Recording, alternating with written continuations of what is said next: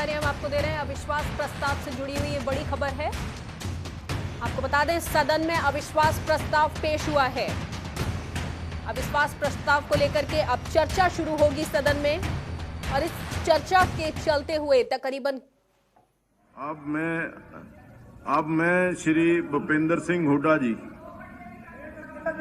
ऐसा है कि आप बीएससी आफ्ताब जी बैठे हैं। आफ्ताब जी उस दिन बैठक के अंदर थे, बीएससी की मीटिंग के अंदर ये 2 घंटे का समय निर्धारित किया था। अब मैं श्री भूपेंद्र सिंह हुड्डा नेता प्रतिपक्ष से अनुरोध करता हूं कि अपना अविश्वास का प्रस्ताव पढ़ें। अध्यक्ष महोदय, मेरे को बाकी आगे कागज दो। अविश्वास प्रस्ताव को प्रस्तुत करने के लिए खड़ा हुआ हूं।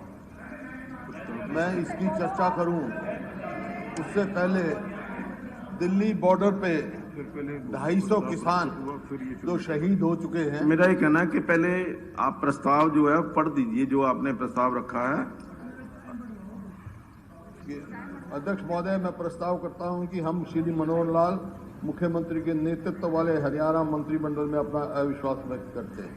हाँ, अब प्रस्ताव प्रस्तुत हुआ कि हम श्री मनोहर लाल मुख्यमंत्री के नेतृत्व वाले हरियाणा मंत्रिमंडल में अपना अविश्वास व्यक्त करते हैं।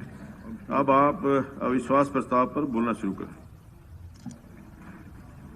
अध्यक्ष महोदय, अविश्वास प्रस्ताव पे पहले मैं बोलना शुरू करूं उससे पहले दिल्ली के बॉर्डर पे मिनट बता दो। 250 से ज्यादा किसान शहीद हो गए।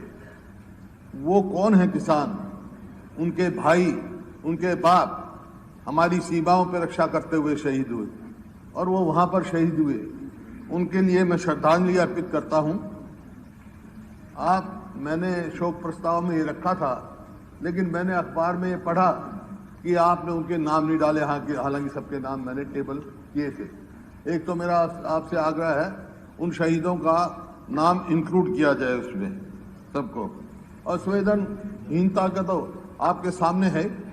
यहाँ इनके मंत्रियों के ऐसे बयान आए हैं, कोई कह रहा है ये तो कुदरती मर गए, कोई कह रहा है पाकिस्तानी है, कोई कह रहा है चीनी है, कोई कह रहा है पाकिस्तानी है, और कोई कह रहा है खालिस्तानी है, कोई कह रहा है आतंकवाद है। और मुख्यमंत्री जी ने कहा कि केवल वो तो पंजाब के हैं। तो एक बात मैं पूछता हूं कि केवल पंजाब के हम, कल महिला दिवस की बात हुई, महिला दिवस पे बात हुई, मुख्यमंत्री जी ने कहा अरे वो महिलाएं नहीं है क्या जिनकी, जो हमारी बहन बेटियां वहां बैठी हैं, जिनके शौचालय भी, बिजली के कनेक्शन भी काट दिए गए, उससे ज्यादा क्या शर्म की बात है? इस किस्म के बयान आए हैं। मान्यवर, ये जो सरकार है ये बहुमत की सरकार नहीं।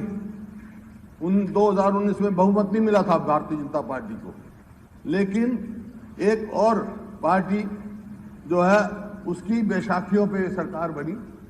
कौन सी पार्टी बनी? जो क्या कह के आए, क्या वायदे किए, क्या मैनिफेस्टो उन्होंने किए, ये आपके सामने है। मैं उसकी चर्चा करूंगा।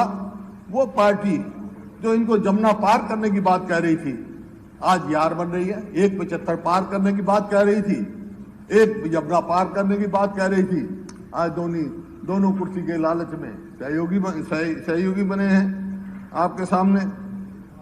मैं उप मुख्यमंत्री जी कल बोल रहे थे, दुष्यंत जी, तो उन्होंने एक बात कही, मैं बड़ा हैरान हुआ इनकी बात से। इन्होंने कहा कि चौधरी देवीलाल कहते थे किसानों को समझाया नहीं जा सकता, बकाया जा सकता है। वो मेरे बुजुर्ग थे। बेशक हम राजनीतिक विरोधी रहे हैं, कभी हमने ऐसी बात नहीं कही। क्या आप उन्हीं के उस पर चल रहे हैं? जितना बहकाने का काम किया है, जो आपके मैनिफेस्टो में आया है, सब बहकाने उन्हीं की पत्तियों पे चल रहे हैं क्या?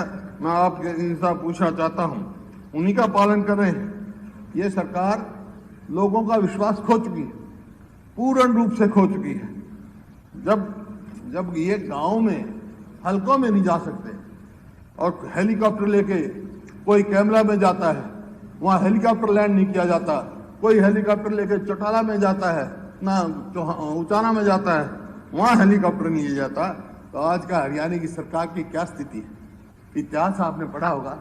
अध्यक्ष महोदय, इसकी तुलना मुगल का जो आखिरी शासक था शाह आलम की सरकारों से किया जा रहा है।